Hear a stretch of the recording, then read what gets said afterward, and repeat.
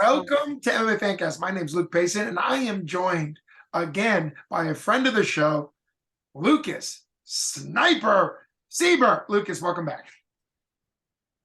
What's up, brother? How you doing? It's great having you back on the show. You are one of the best of 135-pound amateurs in the region. And it shows because May 13th, you have a title fight coming up at 135 pounds called bantamweight. That's bantamweight. What are your thoughts headed into a title fight? I know you've been on the show before talking about how you think you're at the level of getting a title fight to kind of test yourself. So let's talk about New Line cage fighting that's going to be happening May 13th, and you're going to be fighting for a title. Yeah, yeah. I kind of got an opportunity after I was supposed to fight on the 247 fight in April. I had a couple opponents that I was supposed to fight, and it just kept falling through. It seemed like, and I was actually at one point supposed to fight for a title for 247, and then got offered another one, and it just kind of didn't work out. New Line messaged me, and they've been trying to book me since my amateur career started, and I've really wanted to fight in West Virginia just because I kind of I have a soft spot for the state just because the 4 years I spent there on the wrestling team, and the timeline just worked out best. I fought in February, and partly why I fought in February was to get advanced ammy for my April fight that I was supposed to have. But it worked out because, when that fell through, May 13th came, and I got offered a title fight against a pretty tough opponent, and it made a lot of sense. I appreciate you kind of explaining the behind the scenes. It's always tough, particularly at the amateur level, for people to really appreciate how many fights get matched, fall through, and all that. I know Jim Mooney and everybody at 247 really wanted you to be on that April 15th card, which is Brawlenberg 16th. It was a huge card, ended up being shown on 22 The Point TV in Pittsburgh. But part of your job as a fighter is to fight and to continue to look for opportunities to fight, even if it's not originally what you thought of. So super glad to hear about New Line cage fighting. Their number is going to be 16, so it's their 16th event as well. Looks like your opponent, like you said, has as many as fights as you, so that's exciting. And you're obviously 3-0 and have had 2 wins by finish, 1 by strikes, which I called, and then another one by rear naked choke for Cage Thunder. What are your thoughts as far as how you're going to get the job done? Obviously, you're going in there expecting to win, planning on winning, but do you want to call your shot? Do you want to talk about what you've been working on? What are your thoughts going in against Preston Starcher? I honestly I think my best ability as a fighter is that I'm very versatile. I think my adaptability is something that is kind of overlooked, and that's one of the when I started the whole just a wrestler thing I wanted to kind of do is I don't want to be just another wrestler that takes a dude down, punches him out, and just wins boring fights, or even kind of I loses just because they're only a wrestler. I wanted to be able to kind of have confidence in my striking, have confidence in clinch, have confidence in my jiu-jitsu, wrestling, all facets of martial arts, and I'm starting to get there. I'm not nearly as good as I want to be, obviously, which is good. It's only been 9 months into my MMA career, so but I'm getting there, and that's something I'm really proud of. And I think a lot of it comes to the fact that I moved out to Pittsburgh full time, and am training under Will and Mike, just and constantly learning. I'm in that gym every day of the week, and for multiple hours, just learning as much as I can from them. Well, and that certainly makes a lot of sense. And you were on this show prior to making your amateur debut, and then you won by strikes, by a beautiful cross, and you didn't even have ground and pound at the time, and you still got a stoppage, which is pretty rare in that rule set. So it's kind of cool that right off your first fight, you kind of broke a little bit of that sort of wrestling, mindset that people sometimes put on wrestlers. Personally, the fact that you were a walk-on wrestler at WU, I think shows that you're a great wrestler, but also shows that you're willing to kind of push yourself to learn new things. For you being 3-0, you've only been training this 9 months. I'm pretty sure you took your amateur debut. How long? Couple months? I know it wasn't long after you had started MMA that you took your first fight. Was it just a few months in? Because you're on your fourth fight in under a year of training, which is impressive in its own right. Yeah, honestly, that's one thing I pride myself is I'm definitely one of the most active fighters in the area. At least I was booked to fight in December and I got hurt, so I would have had 4.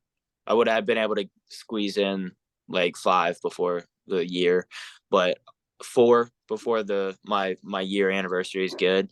But yeah, I would train in the summer at Immortal Martial Arts in Columbus when I would go home. But like I didn't have any like fights or anything, and it was mostly to help Josh Pereira Yeah. with his wrestling, and it was I wasn't sure if I was going to fight or not, and then I actually graduated May 13th last year, so it's going to be my fight is the anniversary of me graduating from WVU, and and I fought July 9th. Yep. So July 2 9th. months. I know I went on vacation in there, so or week. So yeah. Full time commitment to MMA has been it's been about 9 months, and I've turned a new leaf in the past couple months. I've fully moved out to Pittsburgh, dedicated everything I kind of have. This is like this, I'm all in, right? So like everything I do every day, I work jobs that can fit my training schedule. Everything is geared towards me being a mixed martial artist. Obviously, I'm an amateur still, but I hold myself to a higher standard where I consider myself like a semi-pro, where it's like, hey, I'm dedicated as much as the professionals. I'm just not getting paid yet. And that's something that like I really take pride in. I want people to like understand that I've dedicated a lot to it. When I'm in the gym, I kind of am different than when I am every other day. And I think I've been able to like flip a switch lately, and I'm pretty proud of that. But I think a lot of it just comes with how much I've kind of put into the sport.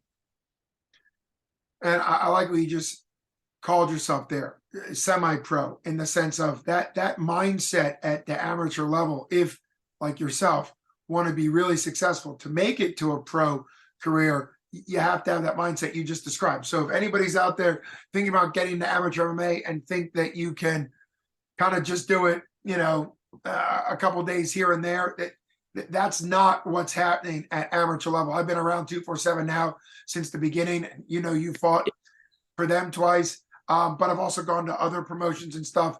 Amateur fights are sometimes just as technical and just as exciting as some of the pro. And, so I completely agree with you. I think the mindset goes a long way.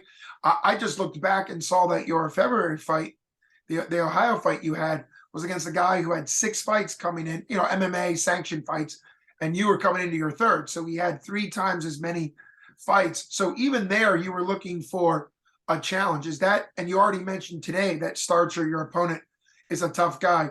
I know you've said it before on this card because you've actually called some people out. We've talked about some of that. Why do you think it's so important for you to go after tough guys that are actual potential challenges, and not just maybe easy wins? And because that's definitely your mindset. We've talked about it before, but I want to reiterate that because it continues to show. Yeah, man. Honestly, like, I want to fight guys that are planning on going pro. I don't want to fight guys that are in it for, like I said, the semi-pro thing is kind of I want to fight guys that I'm like, hey, after they fight me, like they're gonna have a good career, or like they have a potential going pro, just because like that's the level I feel like I'm at, and like my last two fights, I think those guys that have legitimate shots. Mm. Their records aren't great, but like they're fighters. And I put myself in the fire in those fights where like I might not have necessarily like I fought good fighters with bad like not great records. Um, and that was out of like that's all that I had. I've called out every fighter or tried to fight every fighter that you know and the amateur ranks know the names of, and Mhm. 135, and sometimes it just doesn't work out. Maybe they're booked, maybe they're hurt, stuff like that. It just hasn't been working out. But Preston, kind of like that one fell into place really well, and he's game. So I'm excited for that fight. I think it's a really good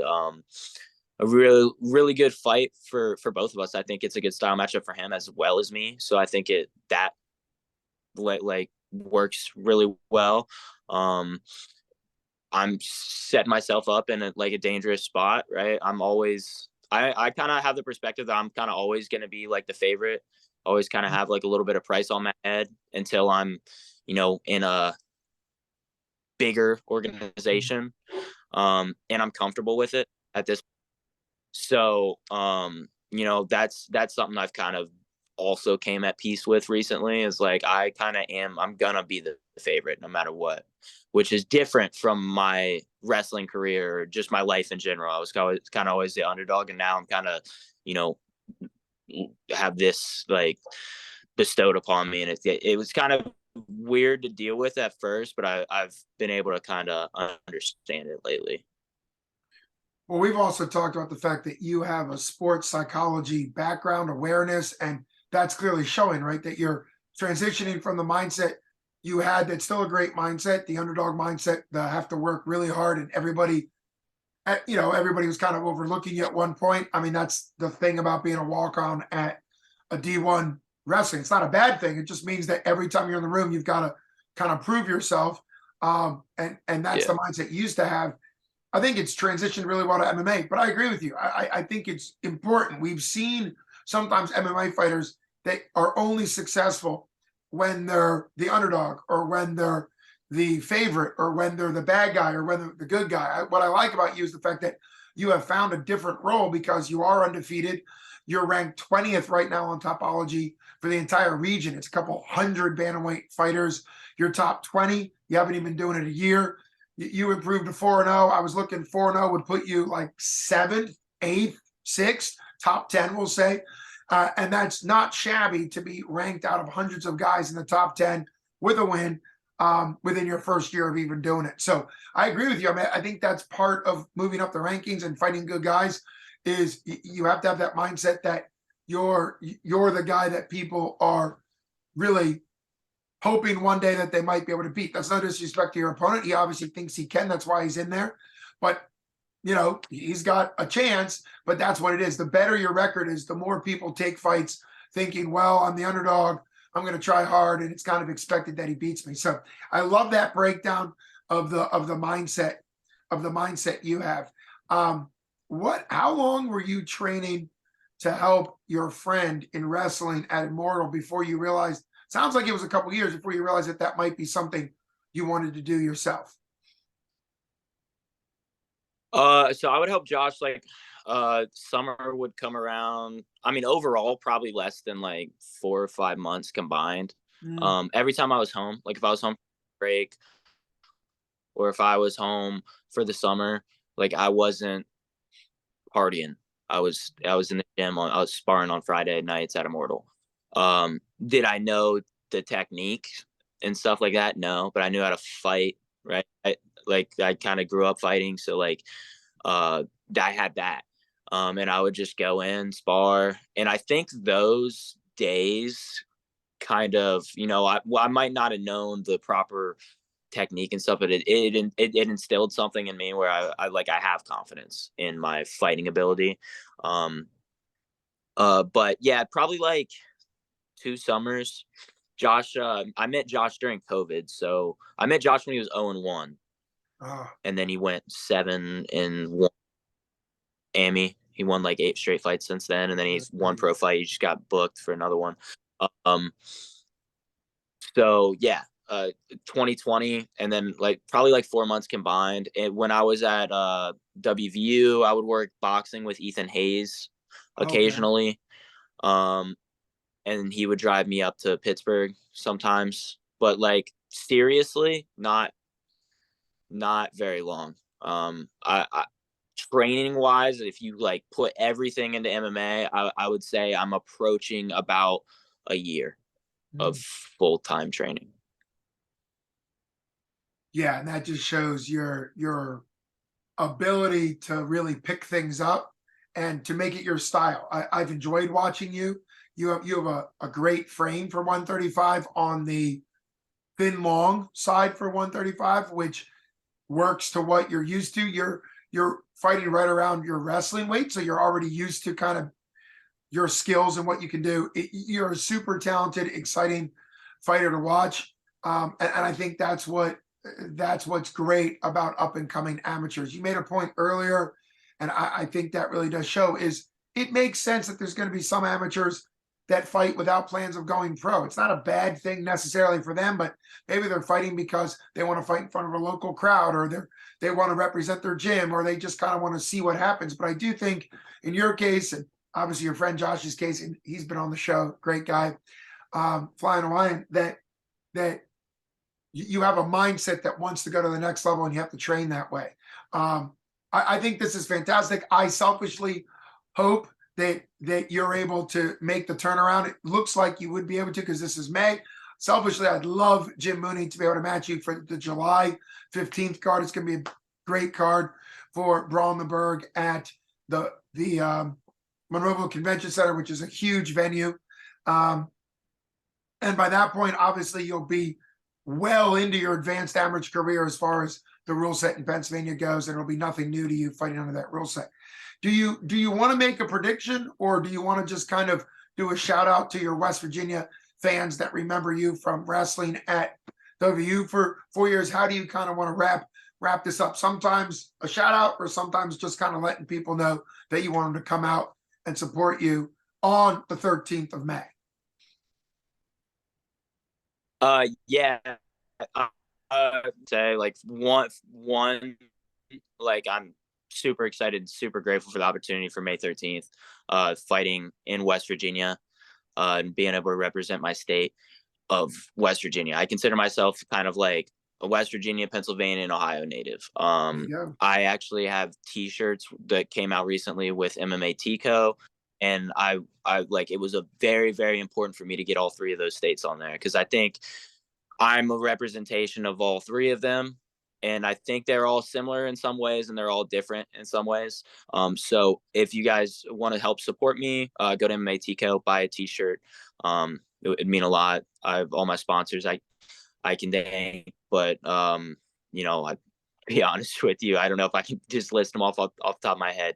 But um, aside from that, man, I think just like I'm really grateful for the opportunity, just to be able to fight, to be able to do what I love, that I've wanted to do since I was a little kid, and be able to like really dedicate myself to it. I've put myself in this position to be able to do this and surround myself with the right people. And I'm super, super grateful of Stout and the Pittsburgh area. I really hoping I get a win in May. I can turn around and fight July for 247, because I missed the last 2 cards. And I really I want to be like the next big fighter out of Pittsburgh. Like, that really means a lot to me. That's something I want, and you got to be fighting in Pittsburgh to do that. So I want to maybe get a title for New Line, and then hopefully maybe a title shot for 247 in July, and then work on getting ready for my pro career, because I'm aiming to go pro early 2024 by the time I turn 24 in March. So just dedicating everything I can, working as hard as I can, and just want to say I'm grateful and thank everybody along the way. Everybody knows who they are, including, MMA Fancast, 247, 247 Live, all the people that have helped promote me. It means the world, and I get an opportunity to promote myself. Yeah, well, I'm honored to be a part of that from the very beginning, and it's really only because you were willing to come on the show, and from the beginning, you know how important it is to connect to fans. You've been very forthright, confident, and bold when you need to, but also you're a genuine guy who's willing to be honest. I mean, there's always a balance to everything. So I really appreciate you coming on. 247 fighting, obviously, I think that really is the premier in Western Pennsylvania, Pittsburgh. So you've already fought on it a couple times. There's nothing against Ohio and West Virginia. They put on shows too. So I love how you're trying to represent the tri-state area. Also, and I don't know because that's Ryan's decision. I would hope that 247 continues to re-air the shows on 22 The Point or another TV show, because a TV channel in Pittsburgh covering 247 and putting a whole card on like they did really makes a difference. Makes you more known in Pittsburgh. So I can't wait for that. Yeah. If you fight in July. I had the weirdest thing happen yesterday. So I was going to the Pirates game with my buddy from back home. He came to visit me, and I was waiting for him. And I went across the street at PNC because I had his ticket. And I was like, I'm gonna just go get some food at the bar across the street. And I don't even know what it was called. I wish I knew. They posted 247 posted it. It's like Mike's something. Oh yeah, they posted it. Mike's. We're gonna say Mike's, but I might check it out real quick. Go ahead. I sit down and I look up and Zack Snyder's on the TV, and I was like, what? I didn't know that was the one bar in Pittsburgh that just happened to be playing the 247 fights for the channel. But I was like, wow, dude, that's so cool. And it was just like a very like really weird moment. Like just a very much like happenstance thing. I walked in that bar and I saw Zack Snyder on the TV, and I was like, wow, that's crazy. But yeah, man, I hope they play it all on TV. Everybody deserves a shine, right? Like being able to see like Jow versus Craig Perry live on TV and see people, oh wow, like that kid's throwing heat, or he fights like Conor McGregor, and then like, wow, that kid's tough, and like he on the background, I was just like, wow, man, that's so cool. Like I felt like a sense of pride for like, because I feel like all the fighters should have a sense of pride for the organizations they represent, because like we're as important as anything. So I was super proud of Hunter and Ryan and everybody behind 247 to like be able to see them on the TV and see all that stuff. That was a really cool moment.